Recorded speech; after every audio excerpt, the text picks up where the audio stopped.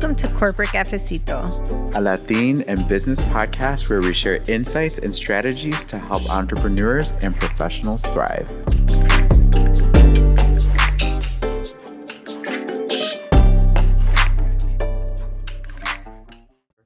Hi, everybody. Welcome back to Corporate Cafecito. Yo soy Nayeli Suarez Gas. Y yo soy Carlos Butler Vale. With us today is, I would say, one of the pioneers of Latino networking. And you've probably heard us give shout outs to the Chicago Latino Network, not only because we're from Chicago, but because I would say this is your base where you started from. So, Jaime Viteri, welcome to Corporate Cafecito. Thank you. Thank you for the invite. Yeah. So 25 years coming up. It's crazy. We're going to be there. I started it when I was 15. Yeah, exactly, right? Doubtful. No one's doing the math, by the way. Yeah. So what made you start it? I've been asked that question a lot, and I actually had to think about it. But so I went to school for engineering to University of Illinois in Chicago. And I was Flames. Go Flames. We say that in every episode. And I was involved as a senior with the Society of Hispanic Professional Engineers at the student level, but not in their meetings or anything like that. Mm-hmm. We actually formed a soccer team, and we played intramurals at UIC, and it was all my engineering student friends that participated in that. They went off to go to work for Navistar, People's Gas, Nicor, etc., Motorola, but that's the level of involvement that I had with SHIP when I was a student. When I left or graduated to go to professional world, I became more involved, and it's funny because it was somewhat out of need. When I had interned 4 summers for Commonwealth Edison at the time.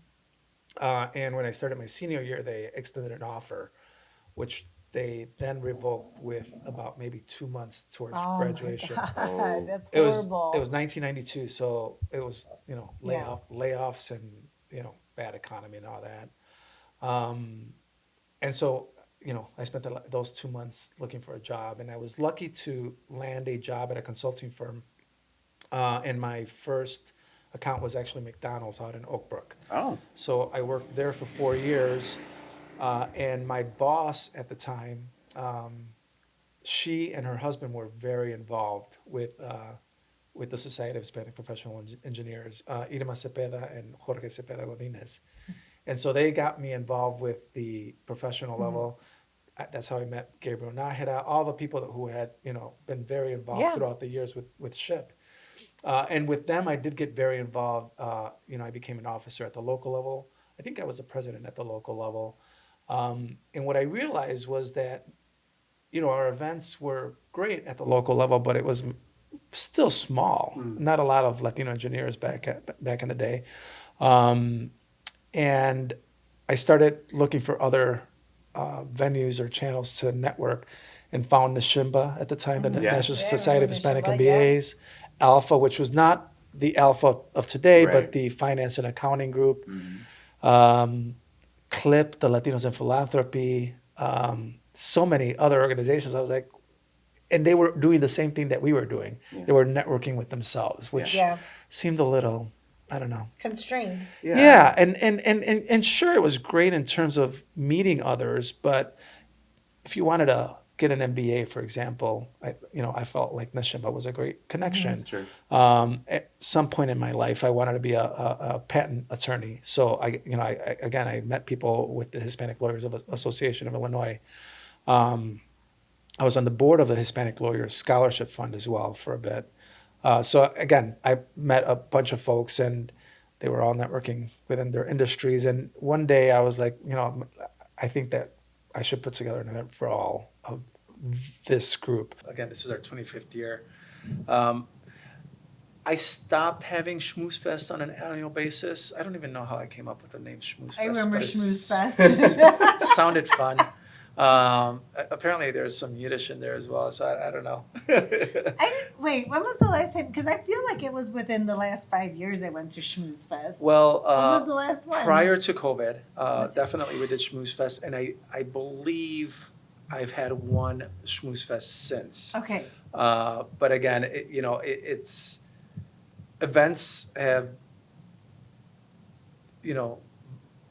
become very different throughout the years. Yeah. And not just COVID, but in general, in the Yeah. 25 years, with the exception of Schmooze Fest. I mean, I think Schmooze Fest is one thing that people just know, Yeah. and even if they've never been, they know what schmoozing is, right? Yeah. And so they know what the purpose of it is. Can we talk a little bit about that last part that you were talking about events, Yeah. sort of shifting and changing? I know a few months ago you and I were talking about my experience, the coaching that I was giving my 21-year-old nephew when it came to networking, and the fact that they see networking being done very differently. We talked about the need for those connections. Since some of that has shifted, even with folks that maybe at one point were going to events because they were looking for work, but maybe they're now retiring or whatever that might be. Has that shifted, changed the way that you've thought about? Yeah, I mean, Yes. I think that two things have changed significantly in the realm of events. One of them has been the volume of events, and I think that one is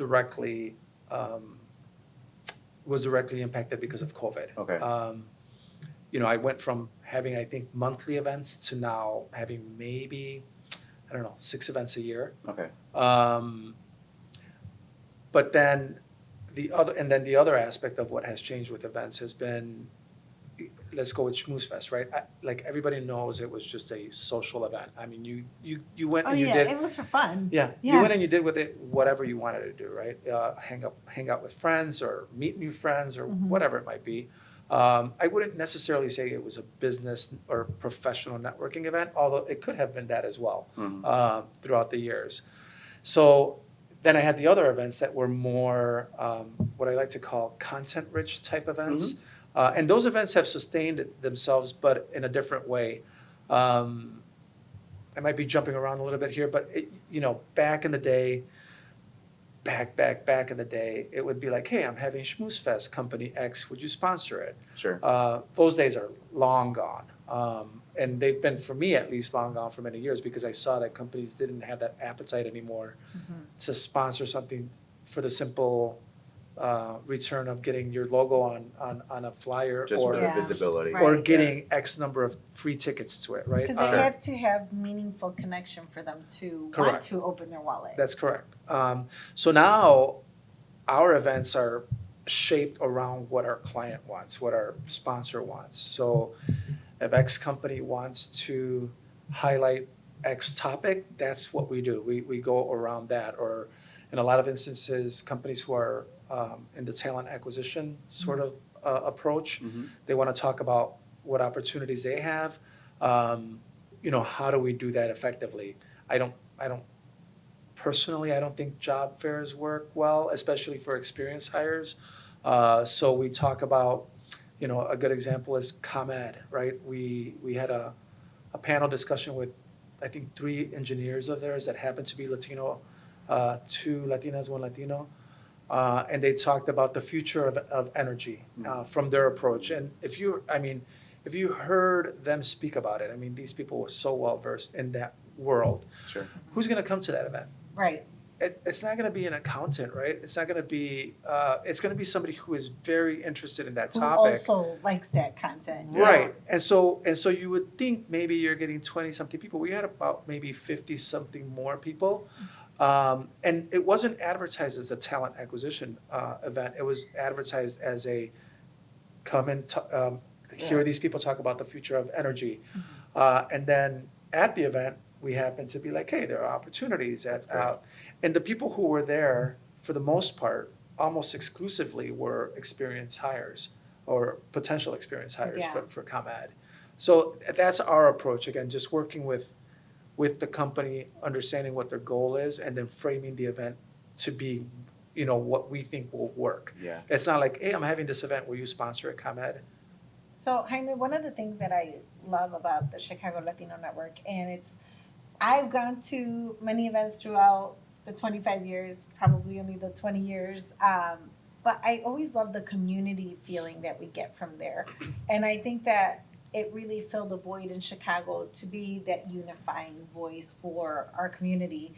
What do you like, what are some tips, or talk to us about networking and the value of it? Like, why I'm when you went to all these groups and you're like, there's a bigger calling, like a better network, like what is a good networking, or what is a good network? Yeah. Um, I I'll say, asked, I asked like 12 questions. I'll say first that It's a very I think, meta question. I'll say first that I think that there's a lot of value in networking within your industry. Yeah. Mhm. No question about that, especially, again, going back to talent acquisition, right? The likelihood of, say, an attorney finding out about opportunities in another law firm is going to happen in that vertical, Right, Mhm. right. probably more Mhm. so than in the Chicago Latino Network, right? So there's a lot of value, I think, in the silos or vertical type organizations. Sure. But I think that beyond that, when you start networking, how do I expand my career into, again, an MBA, or getting a law degree, or getting into the nonprofit world, or things of that sort. I think that that's really when the opportunity to be a part of a more expanded network is valuable. Um, I think, and we were talking a little bit earlier, that sometimes people tend to network when they need it. Yeah, not when. And at that point they're already a little behind. Yeah. And it's completely understandable that I don't want to go to every single event that exists. Right. I really don't. I used to. But at some point you really do have to gauge how to manage your time, right? So yeah, I don't think, going to go to every single event that there's out there. But you do have to go to events, right? And understand, or try them out, right? I think one of the things that we do pretty well in the Chicago Latino Network is we have a group of premium members who do pay for a membership. And that has evolved throughout the years as well, in terms of their benefits. And the main benefits that they, for the past few years, have had is reciprocity with other organizations. So the Chicago Line Chamber of Commerce, the Executives Club of Chicago, the Illinois Hispanic Chamber of Commerce, and Crane Business Chicago. Our premium members are able to attend a handful of the events that these organizations put together for free. That's awesome. And so they get to, get a feel of what these organizations have to offer. And if they feel like it's something that they want to invest in, then they become members. And that's already happened. We've seen it happen. And that's how, again, I think I maintain that model of continuing to expand your Right. network. Like, you have this group, and now we're going. Yeah, beyond the Latino, right? I mean, Yeah. we don't live in a Latino world, right? Unfortunately, but Not yet. you right, not yet. So there are definitely these other groups, I think, that can bring a lot of value to you as a professional or as an entrepreneur. So that's my thing. Again, just sort of feeling out what's out there. Obviously, being able to manage your time around that, and then Yeah, 'cause there's understanding an where you want to event every invest. single night, Correct. right? Multiple. And the galas are getting more expensive. For sure. Like, it's like a Gosh. $400 to $600 ticket most. Right. I've seen like in the thousands, and yeah, it's getting up there. It's getting a little crazy, and in some ways, unfortunately, to a point that we were making earlier, people are starting to feel kind of priced out of some of these opportunities, which is part of what I love about I think accessibility. Yeah, of you the keep things yours that you reasonable. put together. Right. I mean, right. We don't profit from the ticket sale. No, you Yeah. call We it the cov- ungala. We cover our costs from Yeah. the ticket sale. Sure.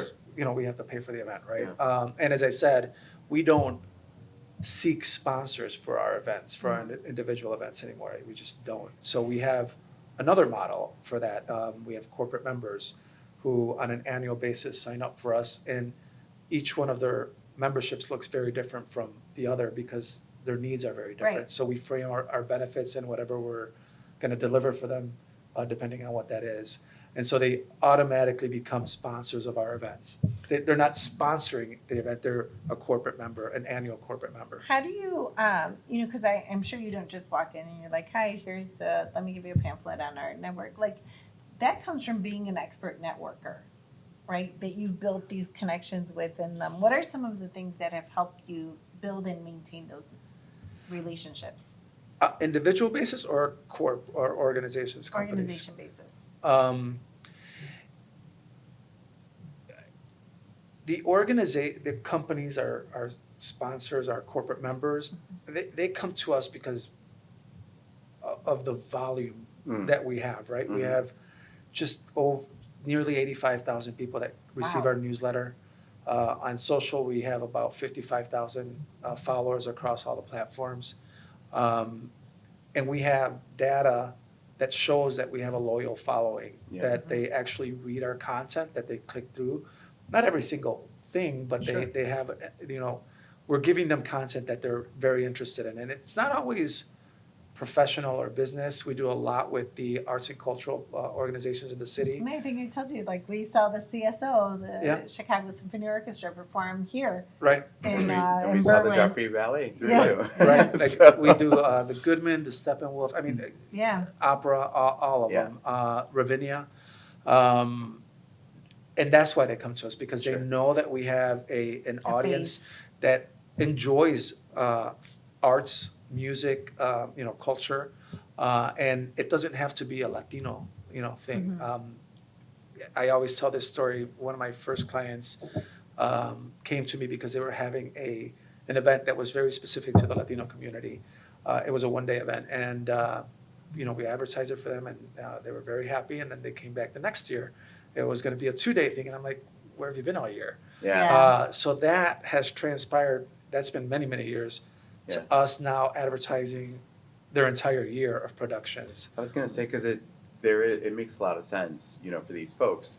One of the things that I've noticed is that there are more of these organizations that are being very intentional about curating content specifically to Latino communities. You said CSO, that's one of the ones that, we recently we had a went Latina conductor. Right. And, so it makes sense for them also to ensure that there are butts in seats. Right. And, that because if they're putting money towards these types of productions, they want to ensure that people do it. And we tend to not go alone. We tend to bring family with us and friends and all that other stuff. So and again, I'll emphasize that we've proven that our community will go to these things even if there's no Latino conductor or Latino actor or Latino musician. They just enjoy just to see the symphony or the opera or theater. And oftentimes people may not have participated because they weren't being invited or because they were advertising in places where we weren't necessarily seeing them.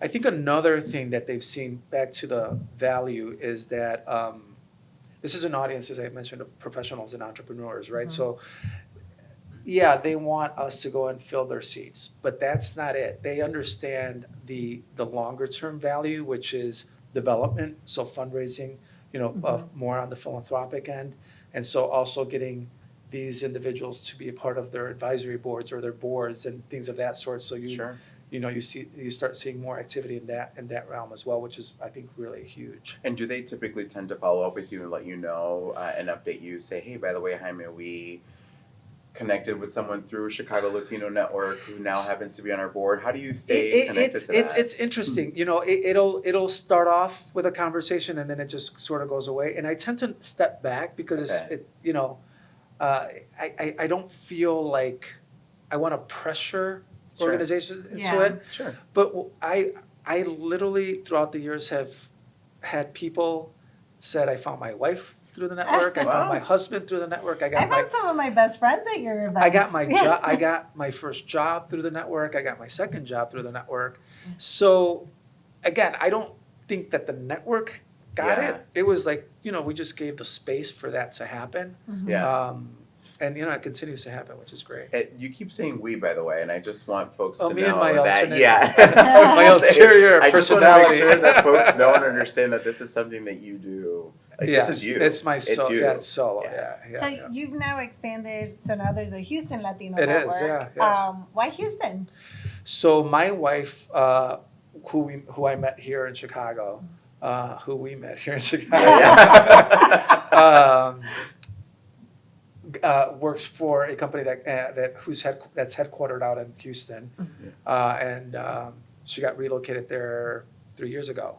Okay. So, me and our daughter, who's now turning 5 in August, followed, obviously, and we knew that was happening. And actually, she had known, and then COVID hit, which gave us a year buffer. Yeah. And during that year buffer, I built up the Houston Latino Network to, I don't know, call it 5,000 names.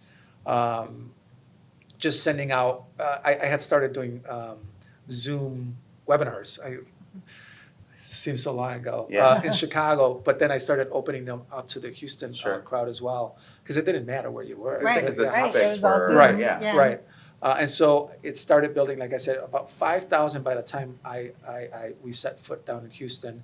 We're at about 20-something thousand now in Houston, the greater metropolitan area.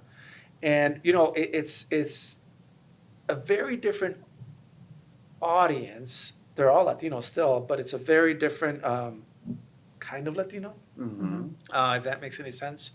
But the model through which I'm acquiring clients is the same. It's, we're doing stuff with the Houston Grand Opera, with Alley Theater Under the Stars. Again, these arts and culture organizations that, surprisingly, that has surprised me that in Houston, they haven't tackled that Latino community in spite of there being a lot of Latinos in Houston.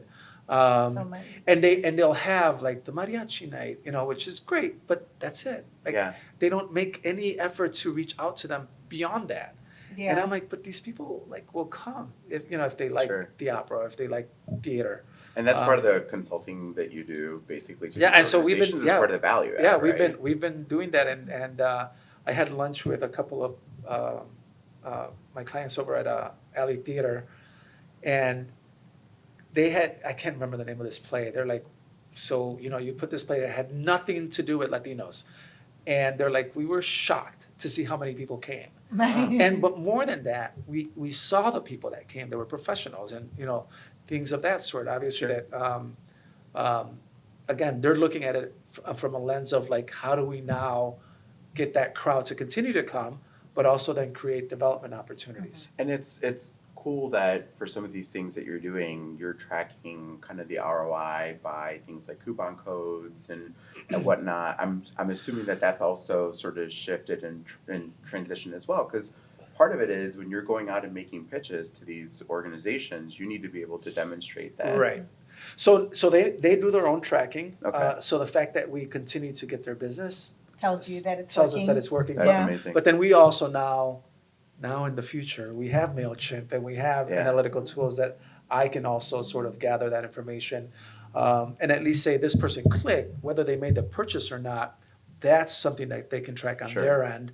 But again, I mean, the fact that we've had recurring success and with these clients is indicative that it's working. Jaime, for individuals, what do you think they should focus on when they go to a networking event or when they feel like they need network? Like what are your tips for them? I have seen people who I thought I could never do that, right? Like I'm like that gal or guy is like so like courageous to just go up and shake hands and do the whole LinkedIn thing because nobody has cards anymore. I was like, how do you do that? Like now I know, but and I've seen that from a lot of the younger professionals, right? Just like walk up, directness and eagerness and no shyness. I think that's awesome, right? And I don't know, maybe they learned that in school nowadays, right? Like maybe that's part of their education, right? Like how to network effectively. I think that they do a really good job, right? And if it's sort of focused again around what their goals are, whether getting a new job, getting a promotion, getting involved with X organization, I think that's good. I feel that it's the more seasoned professionals that tend to have a need for a little bit of coaching, if you will. Yeah. Not that I'm a coach or an expert in it, but I there you go. But I feel that some areas are, again, they network when they're in need of a network, and by then they're already a step behind, right? Um, that's I think that's the biggest fault, like being able to have a consistency in networking, and even if it's once a month, right? Sure. Get out to an event that you think Yeah. is going to be beneficial, so that what do they say? You know, You're visible, you're present. right, You're, or when your face is, when they don't see your face, you're right. basically Yeah. You're forgotten. You're Yeah, forgotten, absolutely. whatever that saying is. Yeah, I mean, and it's true. It was one of my panic moments when I was leaving Chicago. I was like, people are going to forget about the Chicago Latino Network. Yeah. I was wrong. Because, again, we live in a digital world, Right. right? Yeah. And I do come back often, enough to sort of, make sure that Stay I'm still connected. visible. This Yeah. was filmed in Chicago. Exactly. Right. And- But that's my point, right? Like you Yeah. have to get out there.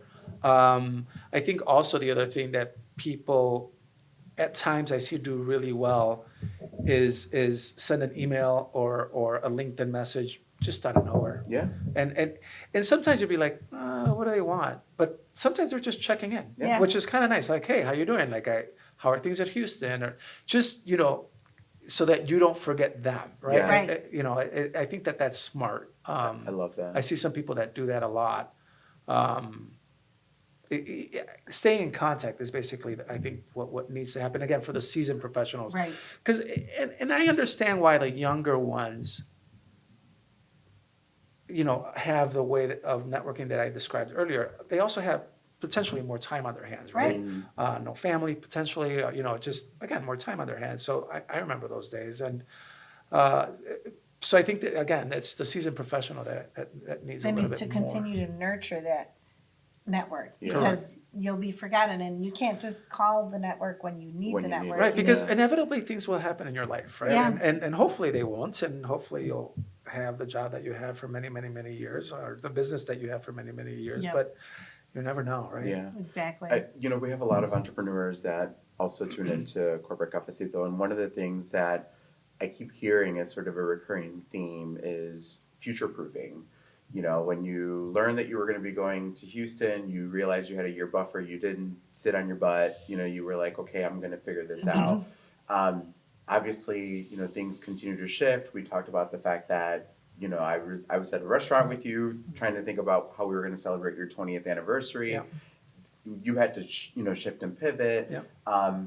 Folks are retiring, they're leaving. You've got a younger generation coming in who maybe looks at things a little bit differently. So how are you thinking about future-proofing now? Yeah.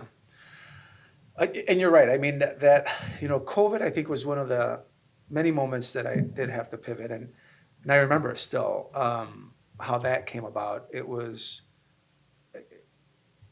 we knew that things had shut down. But when I started getting emails and phone calls of people who had campaigns secured for X number of months, basically pulling them, campaigns that I had not been paid for, obviously, Ouch. because they hadn't been Yeah. delivered yet. Yeah. It was definitely a little scary. And that day, I subscribed to Zoom.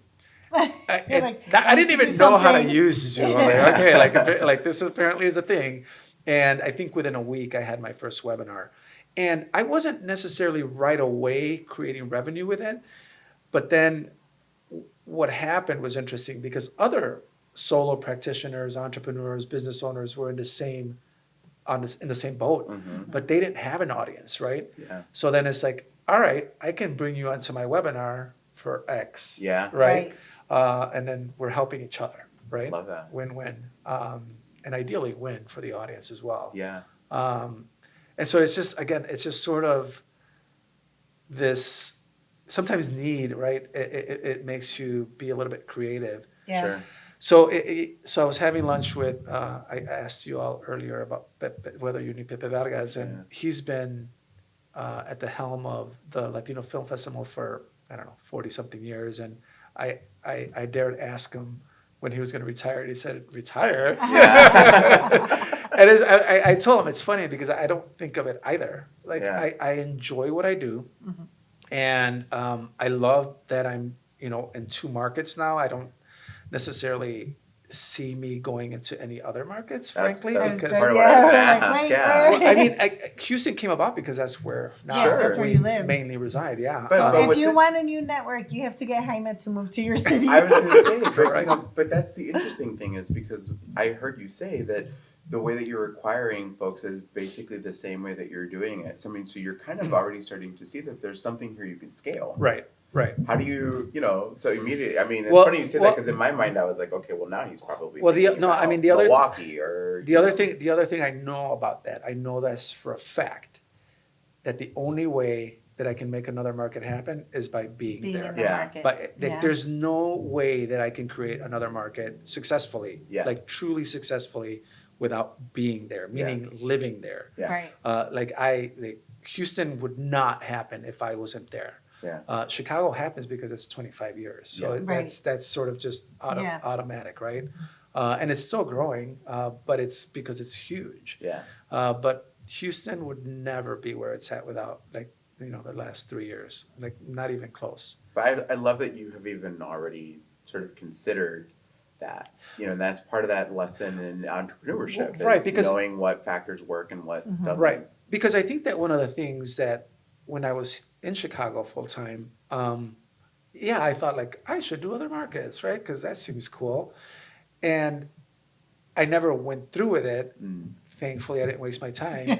But now that Houston has developed and growing, I'm like I'm glad that I didn't do it because it takes so Yeah. much. Yeah. You can't just launch something like this. You really have to be on the Yeah, you have boots on the ground. You have to you be have there. to, and you have to meet people. I spent the first, I don't know, 6 months playing golf with people, just meeting people like randomly, like LinkedIn messaging, like, hey, you want to come out and play golf? Because obviously it's always summer over there. Uh-huh. So that's how I met Hot. a lot of people, Yeah. a lot of people. That's Awesome. awesome. And yeah, so it's good. Cool. Well, we wish you a lot of success Absolutely. as you continue to build the Houston, knowing that Chicago is safe here. Yeah. We will be at your party, Thank you. at your networking event, your celebration. Is it a network? I would say it's a celebration. It's a celebration. Yeah, I'm Yeah, like, I'm not it's a- going to call it a networking event. It's a celebration. It's I going in 2024. At the beginning of 2024, I said I'm going to plan for 2 years because the 25th is going to be in 2025. So I'm going Oh, to do 2 years of planning. Then it was December of 2024, and I had done no planning for 2025. I was like, all right, like I guess I'm not doing anything for 2025. But then I spoke to people and came to the realization that there is a lot to be thankful for, and There that is, there are a lot yeah. of people to thank, a Mhm. lot of people, and so yeah, it's just a celebration. I have a campaign also throughout the year. It's called 25 Voices, or 25 Yeah, Years, 25 that's right. Voices. So I've reached out to people who, as I said, has been very helpful from the very beginning, like Zoraida Sambolin, Lourdes Duarte, Anita Alvarez, just so many Yeah. people, right? And I think we've launched 13 so far of those Very people, cool. and they all just sort of, say whatever they want to say. I'm not giving them anything. They just, I'm like, can you please do this? And they'll do it. And the goal is just to show faces of people who, again, have contributed to the growth of the network, but also have contributed to the growth of the community in Chicago, right? Outside of the network, who are, I think, great role models and contributors to our community and the city. So I like that, and I think you mentioned earlier something about this, and my events have always been, again, about pertinent content, but it's also, in my opinion, been about highlighting and showcasing people. It's not about like me, although, maybe some people think it's about Jaime. Like, it's not. Like, I've always tried to showcase people who I feel are successful, who are Right. doing things that our next generation can look up to. Mm-hmm. It's always been like that. Our awards gala, which for many years was a black tie event until COVID, was about that. It wasn't Jaime giving an award to X Mhm. It was person. about everybody else. They nominated. The people from the network nominated in different categories, and then a committee formed, by me, but I wasn't a part of the committee. Selected who the award recipients were, and I think that I love that event because, again, it just gave a lot of visibility to people who are doing a lot of things within our community and continue to do. Well, and I suspect that if you have a wall or something like that, Yeah.